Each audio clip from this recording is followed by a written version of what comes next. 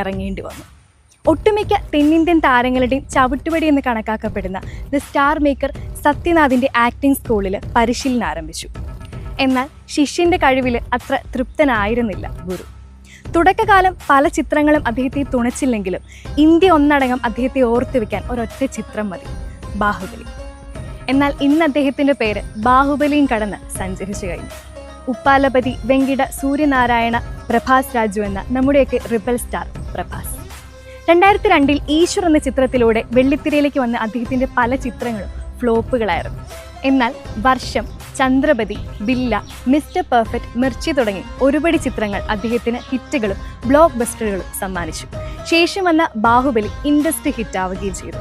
ഒരിക്കൽ ഗുരുവിന് താല്പര്യമില്ലാത്ത ശിഷ്യനായിരുന്നിട്ട് ഇന്ന് അദ്ദേഹത്തിൻ്റെ 80ഓളം ശിഷ്യന്മാരിൽ പ്രഭാസ് എന്ന നടനോളം അഭിമാനിച്ച വേറൊരു ശിഷ്യനുണ്ടാവില്ല.